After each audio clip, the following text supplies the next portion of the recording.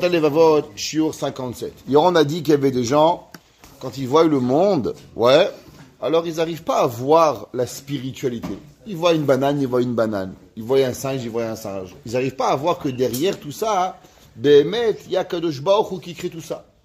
Va'achacham amevin. Seulement, bien sûr, dans la vie, il n'y a pas que des gens bêtes, des gens intelligents. Va'achacham amevin, eno ro'eh bechon ivraim ha'elu dvarim gashmiyim. Le Chacham, lui, voit dans rien de la matérialité. Dans tout, qu'est-ce qu'il voit?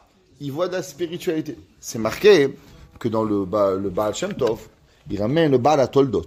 Le Toldot s'appelle Rabbi Yaakov Yosef HaKohen, ouais, de la ville de, côté du Maroc, Paul Noah. Ouais. Alors, le Rabbi Yaakov Yosef HaKohen de Paul Noah, il dit, pourquoi Kadosh Baruch Hu, il a attendu jusqu'à Avraham Avinu? Avant, Avraham avait des grands tzadikim. Il y a eu Noach, il y a eu Shem, il y a eu Ever, Metouchelach, il y a eu plein de grandes personnes. Ouais. Alors, pourquoi c'est seulement Avraham Avinu qui a été le premier qu'Akadosh Baruch Hu, il a senti une connexion avec lui? Alors, il dit quelque chose d'incroyable. Il dit que tous les humains, jusqu'à Avraham Avinu, quand ils voyaient la matière, ils pensaient que la matérialité, elle est séparée de la spiritualité. C'est qui le premier qui a compris que rien, en vérité, il est matériel et rien n'est spirituel. Tout est matériel et tout est spirituel. C'est une bria d'Akadosh Baruch Hu. Tout est fait pour se rapprocher d'Hachem. C'est pour ça que c'est marqué Vaïta Eshel. Avraham, il a planté Eshel. C'est quoi Eshel? Achila, Shetia, Lina. Qu'est-ce qu'il a fait Avraham Avinu? Avraham, il a planté. Qu'est-ce qu'il a planté? Il dit qu'il a compris que derrière chaque manger, il y a une bracha. Derrière chaque aliment, il y a une bria d'Akadosh Baruch Hu. Et comme c'est le seul qui a unifié la matérialité et la spiritualité, et il dit dans à la toile d'autre, il dit que les autres avant, ils vivaient en ermite, complètement. Ils étaient complètement retranchés du monde. Ils vivaient dans des grottes, ils voulaient parler à personne, ils avaient peur du monde. Pourquoi? Pour ne pas descendre de niveau. Akadosh Baruch Hu a dit que c'est pas le but du monde. J'ai pas créé un monde pour qu'un homme il vit sous terre. J'ai pas créé un monde pour qu'un homme il vit dans une tente. J'ai créé un monde pour que l'homme il puisse manger, boire, dormir avec mais la sainteté, la kedusha et tahara. C'est pour ça que le premier qui a su faire ça, c'est Avraham Avinu. Et il dit, chez Nivreu, kedele shamesh et tzorke gufo, et là où borer le'atzmo me'aolam et yediat aruchaniut va'adniut shebo. L'homme, il comprend qu'il n'y a pas seulement à manger, à boire, mais dans chaque chose, il y a Behemet, quelque chose de bon, quelque chose de mauvais, quelque chose d'extraordinaire, adine, de finesse, avec quoi l'homme doit voir. Et le Chacham, il se sert de tout ce qu'il voit dans le monde comme une échelle pour pouvoir monter de niveau en niveau, pour pouvoir avancer. Et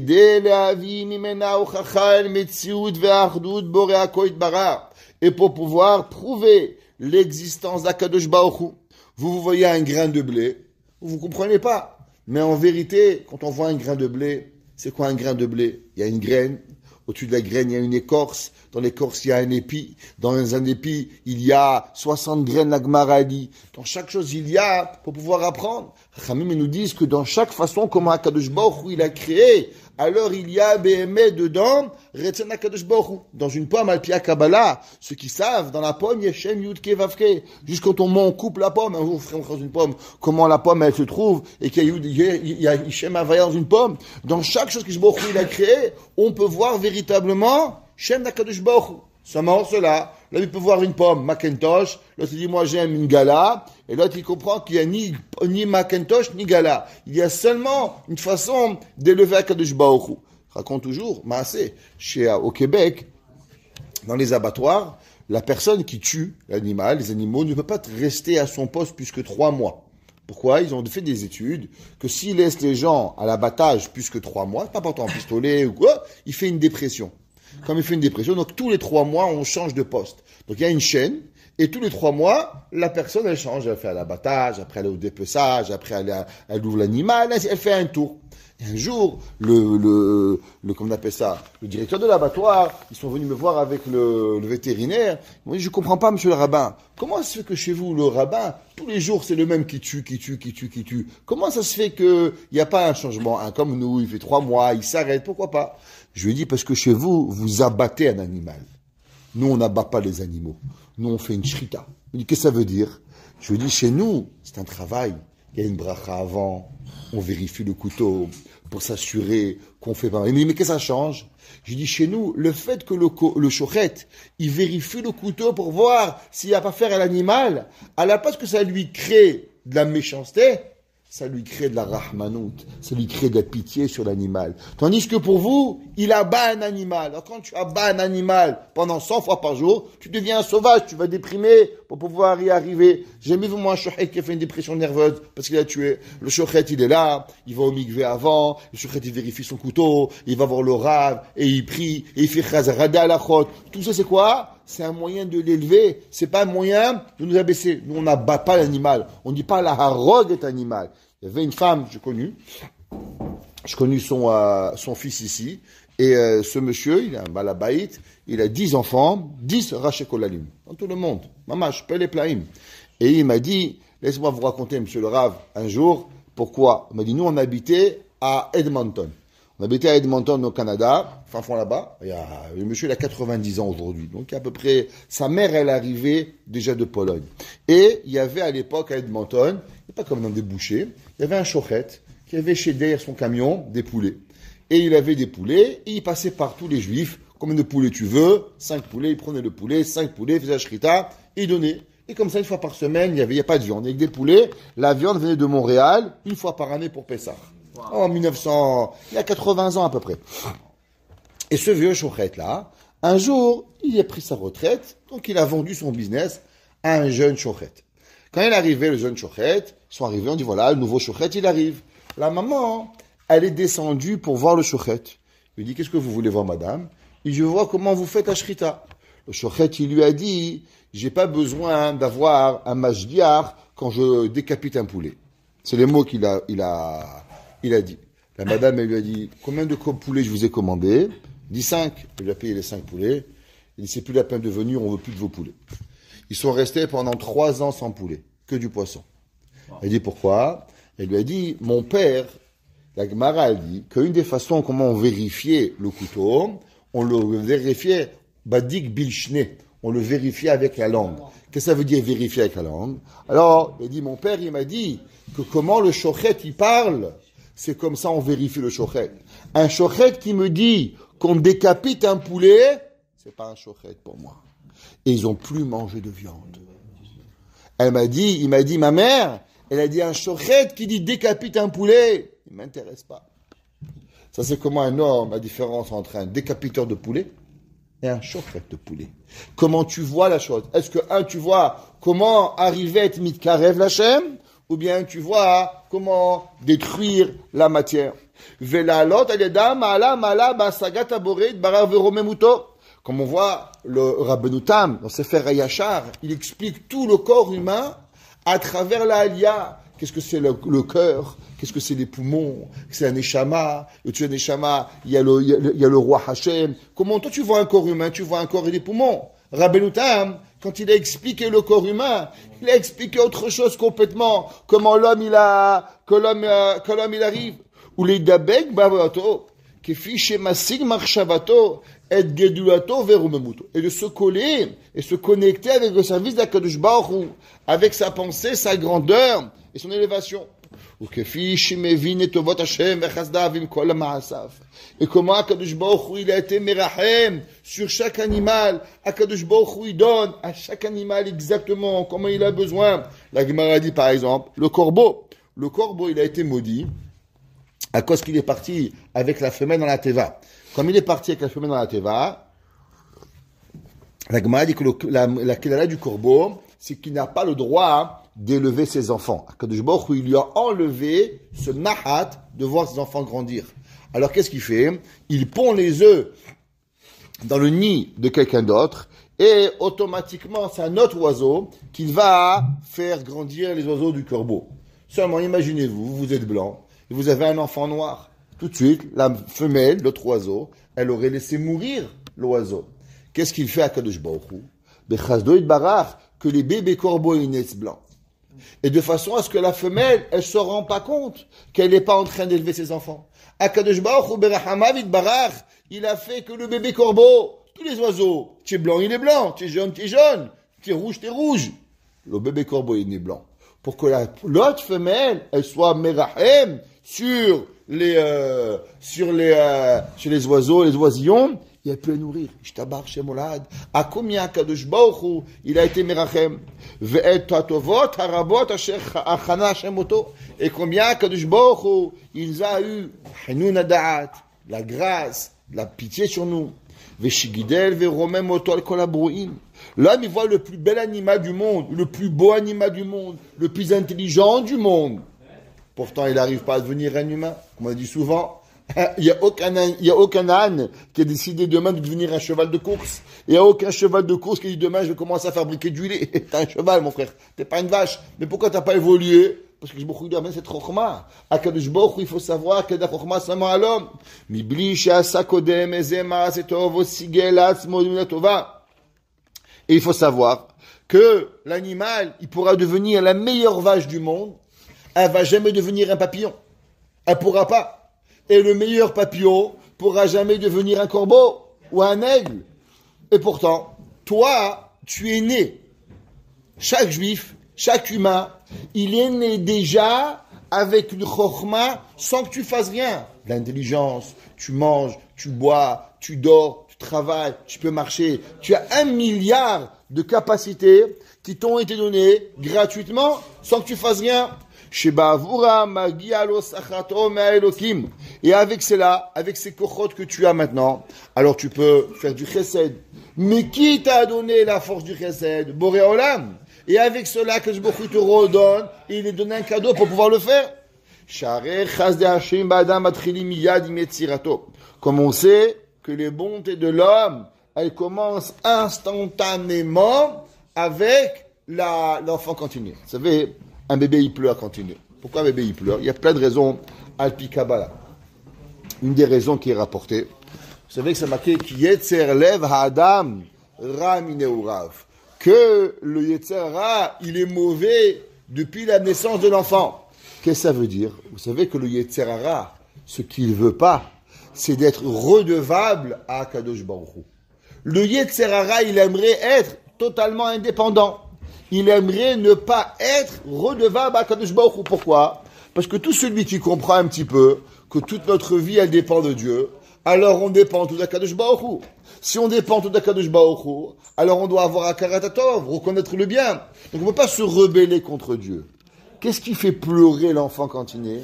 C'est le Yetzer Hara, il dit à l'enfant, regarde, à peine tu es né, tu lui es redevable. Et le Yetzer Hara, il fait crier l'enfant, parce que maintenant il comprend l'enfant qu'à la première seconde de sa vie, il est déjà redevable à Boré Olam. Ça veut dire, pour que le pasteur qui dit, tu sais pourquoi je peux plus détruire le monde? Parce que le Yetzer Hara, à la première seconde que l'enfant est né sur la terre, eh ben, le Yetzer Hara déjà, il donne à l'enfant ce pouvoir de rebellage, de se rebeller, à Kadosh Baruch Hu contre le bien. Vachakach hu bochel atzmo, migashmut haolam edvarim shemetzorke gufo, utolet kiyumo ba'olam. Et l'enfant, l'homme, il comprend, il va grandir, des choses dangereuses, des choses qu'on fait pas, des choses qu'on fait. C'est quoi la vie d'un homme? La vie d'un homme, c'est ce qu'on appelle en anglais boundaries. C'est quoi? Des limitations. Toute la vie de l'homme, elle va être basée sur quoi? Sur ce que tu veux faire. Exemple, un jour, je me rappelle, j'ai fait venir à l'école un homme qui a couru le 100 mètres aux Jeux Olympiques. Ouais. Et il a expliqué aux enfants comment, pendant 10 ans, il a jamais mangé une pizza, jamais mangé des frites, jamais bu du Coca-Cola. Pourquoi? Pour être dans un régime parfait. Il a fait les Olympiques. Et il est arrivé 5e aux Olympiques, et il a fait une Coupe du Monde, il a gagné. Alors, il y a un enfant qui lui a posé une question. Est-ce que ça vaut 10 ans de ta vie? Pas de frites, pas de hamburger, un goy, rien de tout ça. Il lui a dit, si tu avais été une fois aux Olympiques, et tu avais écouté ton nom crié par 50 000 personnes qui disent ton nom, alors tu aurais pu comprendre que tout ça, ça vaut la peine. Pour une seconde, ce plaisir, il vaut la peine de se retenir pendant 10 ans de ta vie de manger tout cela. C'est-à-dire quoi? Que l'homme, il doit se mettre un derrière, un chemin, et par rapport au chemin où il va, il se met des limites. Tu veux vivre, tu sors pas à Harlem le soir à 3 heures du matin. Tu vas revenir en morceaux. Tu veux vivre, tu vas pas se faire caresser un petit peu le lion dans le zoo. Il va pas te rester la main, mon frère. Ok? C'est pas compliqué. L'homme, il se met un but, et par rapport au but où il va, alors il met des limitations à qu'est-ce qu'il veut faire. Tu veux être une bonne personne, tu dis pas des gros mots, tu dis pas des méchancetés, tu te comportes bien, tu dis pas où tu veux aller. Il n'y a pas un homme qui a frappé des gens, et après il est sorti président de la République. Ça marche pas. Tu veux devenir président, faut bien se comporter, faut bien parler, tu vas avoir un bon poste dans ta compagnie, faut sourire au patron, faut être sympa. Tu dis, moi je m'en fous, moi j'ai pas comme j'ai envie, tu vas rester les verres de parterre, mon frère. C'est pas compliqué. Toute la tachée de la vie, c'est pareil. Ce qu'on mange, on devient. C'est ma kadel mefarshim. Qui c'est toi? Toi, c'est un peu de viande, un peu de saucisson, un peu de poulet, un peu de poisson. Même ton corps, il a un peu ce que tu manges. Et aussi, bien sûr, la nature de ce que tu vas manger. Comme le Rambam dit, qu'un homme il mange trop de viande, il devient arzari, devient méchant. Pourquoi? À cause que ça vient de l'agressivité de manger. Donc chaque chose que l'on fait, l'homme il doit aussi comprendre qu'à travers ce qu'il mange, il va déterminer ce qui va arriver et il va se servir de tout ce qu'il va voir pour se créer ses propres limitations. Pour pouvoir manger et se suffire. Et il va abandonner tous les surplus du monde. Il va comprendre. C'est quoi le but de ma vie? Est-ce que le but de ma vie c'est de devenir un spécialiste en hamburger? Est-ce que c'est un spécialiste en sushi? Ou mon but, c'est d'être une bonne personne, servir Hachem? Alors, c'est quoi ton but? Et par rapport au but où tu es, tu vas faire un homme d'être un bon juif, automatiquement ça va te filer. Un homme, c'est d'être un bon employé, il va bien travailler. Un homme, il peut pas dire, moi je veux travailler, mais je veux commencer à midi. Il n'y a pas d'employé qui commence à midi, ça n'existe pas. Ni un patron qui commence à midi. C'est pas possible. Tu veux te lever à midi, tu vas pas y arriver. Tu veux grandir dans la compagnie, il faut faire des études. C'est pas compliqué. Pareil avec Kadosh Baruch Hu, chaque plaisir que l'on a dans la vie, il nous sépare de la vie. Il faut savoir, il y a ou la spiritualité ou la matérialité. Si tu te sers de la matérialité pour t'élever à Kadosh Baruch Hu, kiddush, bon vin, motzi, bon chalot, faire une bracha à Kadosh Baruch Hu, tu vois un fruit, tu fais chérir dessus. Donc tu as élevé la matière ou la spiritualité. Mais si tu fais tous les soirs un parti de vin et boire tous les vins de la SAQ pour pouvoir tous les goûter, être un spécialiste, un sommelier, bon, bien Hachem, dans 30 ans, on va se faire avec toi. Ou mishtadel, asod, maasim, tovim. Et le but, bien attention au mot qu'il dit, c'est jamais de réussir. Parce que notre vie, on peut pas savoir si on va réussir. Mais qu'est-ce qu'on doit faire? Ishtadut, chazak. Il dit, c'est d'essayer. Ou mishtadel asot maasim tovim. Des fois, tu veux faire du bien, tu prends une claque, ça marche pas. C'est pas grave. Mais au moins, tu as essayé. Chez Iska Adam, là, olam haba. Et c'est ton père, c'est ta mère, ta grand-mère, ton frère, ta sœur, ton rave, la synagogue. Tu essaies de faire du bien. Tu essayes. On espère que ça va marcher. Ça marche pas. Asher olech alav acharem moto. Parce que qu'est-ce qui vient avec nous après la mort? Après la mort, il n'y a pas des corbillards. Tout le monde y connaît la fameuse histoire de Monsieur Rothschild. Quand il est mort à Toronto, il a laissé un testament qui a demandé qu'on l'enterre avec des chaussettes blanches. Les rabbinim, ils ont dit qu'est-ce qu'on fait, oui ou non. Ils ont dit que c'est assourd, on ne peut pas l'enterrer. Un mois après, ils ont reçu une autre lettre.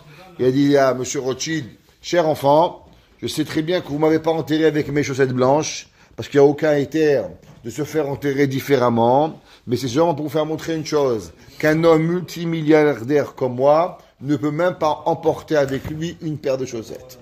Ça veut dire le gars, il avait 2 milliards de dollars, mais quand il est mort, même pas une paire de chaussettes. Tu t'imagines? Ça, c'est la vie d'une personne, il peut rien prendre. Qu'est-ce qu'on prend avec nous? Torah ou Maasim Tovim. C'est la seule chose qu'une personne elle prend. C'est ce qu'il va prendre avec lui. Vous roez, ba'olam hazeh v'kinyanav. Et l'homme, il voit dans ce monde, seulement ce qu'il peut acquérir. Rak makom la chanat seda la olam haba. L'homme, il est dans un voyage. Par exemple, quand un homme va en voyage, qu'est-ce qu'il fait avant de partir? Il s'arrête à la macolette, il s'arrête à la bakery, il va acheter du pain, du thon, pour avoir de quoi manger. Quand il commence pas à se dire, bon, viens, je vais apprendre une vache, un barbecue. Il dit, monsieur, c'est un avion, j'ai pas un barbecue dans un avion. Il dit, ouais, mais moi, il faut que je mange de la viande grillée. Il dit, oui, mais on est en avion, là. Il dit, ouais, mais attends, mais moi, je veux une pizza. Il dit, monsieur, ça marche pas, on peut pas prendre un four rapide dans un avion. Il faut prendre du pain, un bagel, ce que tu as besoin. Les havdil, il dit, c'est pareil. L'homme dans le futur monde, ça c'est là-bas que tu dois rêver. Ici, tu es seulement de passage. Le Chafetz Chaim, un jour, il y a un homme, il est arrivé le voir, et il a vu la maison du Chafetz Chaim, elle était très humble. Alors il lui dit, Rabbi, où sont vos meubles? Où sont vos fauteuils? Où sont vos chaises? Il lui a dit, et vous, monsieur? Il dit, moi, monsieur, je suis en voyage. Je n'ai même pas mes meubles avec moi. Il dit, moi aussi, je suis en voyage. Et la différence, c'est que toi, tu es venu en voyage pour une semaine. Moi, j'ai compris que ma vie, c'est un voyage. L'homme, il vit l'éternité dans une tombe. Combien de temps il vit sur Terre, un homme? 70 ans? 90 ans? Combien de temps il a enterré? 2000 ans. Alors, où elle est sa vraie vie? La vraie vie, elle n'est pas dans ce monde. La preuve, c'est qu'on passe plus de temps dans la terre qu'on passe dans la vie. Et la marque, on doit comprendre que ce but, c'est seulement la préparation pour pouvoir arriver quelque part. Le monde, qu'est-ce qu'il nous fait? Aujourd'hui, même dans le voyage, on te fait première classe, business class. Mais en tout, c'est que le voyage que tu payes. Le mec, il n'est pas encore arrivé en vacances, il a déjà payé 15 000 $ pour un billet. Ya hacham, prends les 15 000, paye-toi un hôtel magnifique pour pouvoir y arriver. Qu'est-ce que tu payes 15 000 pour un billet d'avion? C'est ridicule. Et la maille, c'est pareil. Il y a des gens qui passent toute leur vie à préparer le voyage. Qu'est-ce qu'ils vont manger? Où ils vont manger? Qu'est-ce qu'ils vont faire? Comment ils vont faire? Mais c'est pas ça la vie. La vie, c'est quand tu arrives qu'il faut faire. Les vacances, c'est à Miami. Les vacances, c'est à Tel Aviv. C'est à Paris. C'est pas dans l'avion. L'avion, elle n'est pas intéressante. Ouais. Pareil, la vie. La vie, c'est pas le sushi. La vie, c'est pas ça. La vie, c'est Torah, Maasim Tovim. Qu'est-ce qu'on amène avec nous? Velokam nurak et ma shiyuchal akraito bedarko la olamanitzi. Et que la personne, elle a besoin seulement de prendre. On a dit hier soir, c'est dans le Maggid de Douvna. Le Maggid de Douvna, il dit que quand il va y avoir Techiyat Hametim, qu'est-ce qui va se passer? Il dit, les gens, ils pensent qu'ils vont voir leur père, ils vont voir leur grand-père. Il dit, le Maggid de Douvna, il faut savoir que tous les gens, quand ils vont se réveiller, ils vont aller dire bonjour, ni à leur père, ni à leur mère, ni à leur frère. Qu'est-ce qu'ils vont faire? Ils vont courir au Beth Midrash. Il dit, pourquoi? Il dit, parce que nous, on ne connaît pas l'importance de la Torah. Alors, on pense qu'on a le temps. Les gens, demain, les gens ils pensent tous qu'ils ont le temps. Mais les gens qui sont déjà morts et qui vont voir ce que c'est 1 minute de Torah, la seule chose qu'ils vont vouloir faire, c'est quoi? De nouveau réétudier et pas perdre de temps. Parce qu'ils vont comprendre ce que c'est le temps. Alors automatiquement, ils vont courir au Beth Midrash. Et il dit le Maggid de Douvna, imaginez-vous qu'il y avait un homme qui était mort et on le dirait maintenant, tu as 2 heures, on te réveille. Qu'est-ce que vous croyez qu'il va faire? Qu'il va aller au cinéma, voir Tintin et Gros Minet? Ouais, avec Shalom. Qu'est-ce qu'il va faire? Il va courir au Beth Midrash, prendre une mara, prendre un chumash, étudier, faire une mitzvah, mettre les filines. Pourquoi? Parce qu'il sait l'importance des choses. Seulement nous, on pense qu'on a l'éternité et on pense qu'on oublie tout. Veilouati pêche. Mais non, il n'a pas dit Chacham et Benoni. Ici, le Chovot et le vote, il y a l'intelligent et le fou. Parce que dans la vie, il faut savoir qu'il y a beaucoup de choses, qu'il n'y a pas de milieu. Ouais, le parvé, il n'existe pas. C'est ou blanc ou noir. Celui qui n'a pas compris que tout le monde, il est pour élever la matière avec Kadosh Baruch Hu, c'est un tipèche, un idiot. Il ne comprend pas la raison pourquoi Hachem il a créé le monde. Tu crois vraiment que Baruch Hu il a créé la pizza pour que tu en manges la journée? Il n'est pas capable de voir. C'est comme un homme. On lui amène un super beau livre relié en cuir, en or. Il le prend, il le met comme chapeau quand il pleut dehors. Ouais, mais c'est beau, c'est un chapeau. Il y a haram. Tu vois pas, il est en cuir. Qu'est-ce que tu fais? Il va s'abîmer le livre. Oui, mais ça protège de la pluie. Mais tu es malade mental ou quoi? Qu'est-ce que tu fais? Tu vas pas dire qu'il est pas intelligent. Qu'est-ce que tu vas dire? Tu es bête. Pareil. Un homme qui voit le monde et qui comprend pas le but du monde, c'est pas juste que tu n'es pas haram. Comment tu t'appelles? Tipèche, il dit. Ve'elu à tipèche. Ve'enu omed, choshev sha'olam hazeh, u'ma'avani tzri avuro. Combien de milliards d'êtres humains sont passés dans le monde? Et la haram. Tu peux aller au cimetière et les compter. Des trilliards d'êtres humains. Il n'y a personne qui a rien amené avec lui. il n'y a personne. Regarde les pharaons, ils ont enterré leur fortune, et maintenant les gens ils vont là-bas et leur piquent tout. À quoi ça a servi? À rien du tout. Ou mekom keva, ou mishtadel le'asig et kanya olam hazeh bechol yecholto. Et l'homme il va, il essaye de prendre et de manger, et encore un peu. Rappelez-vous l'histoire que je vous ai racontée du monsieur que je suis parti à Manhattan chez lui, en train de mourir. Avant de mourir, il a le cancer de la tête, il me demande, Rabbi, une bracha pour la parnassa, il vaut 400 millions de dollars. Il va mourir dans 3 mois. La seule chose qu'il avait à me demander avant de partir, une petite bracha pour la parnassa. Quelle parnassa? Tu peux acheter New York. Ou me fane elav et kol itianuto ou mashkia bo et kol amo. Et l'homme il met tout son travail pour arriver. Et il pense qu'il court pour arriver à quelque chose. L'homme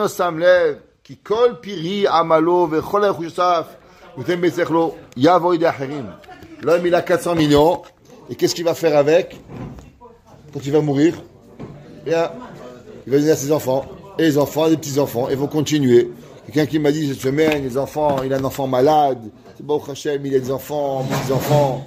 Il a 4-5 maisons, il a de l'argent, il est dans un lit, du matin au soir en train de voir des films sur Internet. Et qu'est-ce qu'il fait? Lui, rien. Ni lui profite, ni ses enfants ils profitent. Il y a peut-être des prophètes là-bas, je sais pas, mais des prophètes, je sais pas. En tout cas, ils sont là, il n'y a rien. Comment c'est possible? C'est qu'ils pensent encore attraper. Et encore attraper, va, tu veux, profite. Elle est dans un lit, cette personne, en train de voir des films du matin au soir et faire des transactions sans rien, ni s'habiller, ni rien. Maman, je t'abarche chez mon lahad. Qu'est-ce que c'est? Ça, c'est le moussard. Comment une personne, elle a, Rabbi Nachman de Breslev dit qu'il y avait un jour un homme riche. Il était vieux, il avait quelque chose dans la main. Et on n'arrivait pas à lui ouvrir la main. Les docteurs, ils n'arrivaient pas. À la fin de sa vie, il est mort, il a ouvert la main. Qu'est-ce qu'il a ouvert dans la main? Il avait une pièce en or. Et il dit la personne, il n'avait pas de force pour rien, mais il lui restait encore la force pour une chose, pour attraper le lingot d'or qu'il avait, pour croire qu'il va encore attraper quelque chose avec lui, avec je raconte une blague, qu'il y avait un jour un voleur et une voleuse, ils se sont mariés. Et ils ont eu un enfant. Quand ils ont un enfant, ils ont eu un bébé qui avait la main fermée. Ils essayaient de lui ouvrir la main, ils n'arrivaient pas. Alors, ils ont dit, ouais, sûrement parce qu'on est des voleurs, on a été punis, d'Akadosh Baruch Hu, il nous a punis. Alors, ils essaient de faire une opération pour lui ouvrir la main du bébé. Et quand ils ont ouvert la main du bébé qu'ils ont trouvé, la bague de l'infirmière. Le bébé, il avait déjà volé la bague. Ça veut dire, il avait déjà piqué la bague. Ok? Ça veut dire, l'homme, toute sa vie, il pense qu'il va gagner rien, encore un peu. Ouais? On sait que les bébés, quand ils naissent dans le monde, comment ils naissent? Les mains fermées.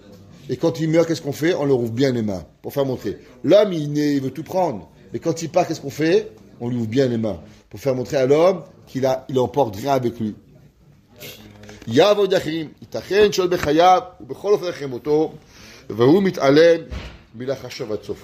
Et il dit, pourquoi Bémet, il est un homme bête? Pour une raison, à cause qu'il ne pense pas à la fin. C'est quoi la définition entre un intelligent et un homme bête? L'intelligent, l'homme intelligent, l'homme qui pense que maintenant, un enfant, chocolat, c'est bon, il mange une tablette, 2 tablettes, 10 tablettes, il va être malade. Quand on dit, mais tu es bête ou quoi? Tu es malade. Un homme, il prend une bouteille de vin, il boit 1 litre, 2 litres, il tombe malade, il va à l'hôpital, il fait un coma. Qu'est-ce que tu es? T'es un homme intelligent? T'es un homme bête. Pourquoi? Parce que tu comprends. Pareil, la vie. La vie, elle est belle chose. Il y a des bons manger, des bons plaisirs.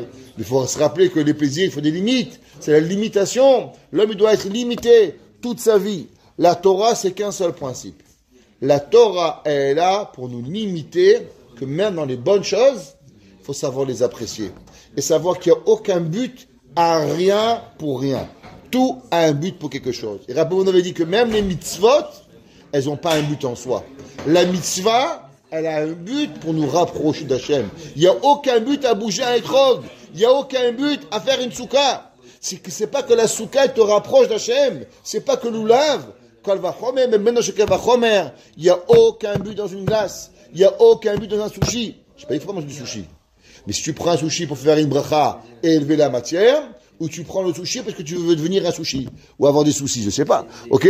Chacun de nous pour pouvoir y arriver. Et ça, c'est la différence entre le chacham et le tipesh. Le chacham, il comprend que tout a un tafrit. Le tipesh, il croit que l'action, elle est habitation. Baruch Adonai Leolam. Amen ve Amen.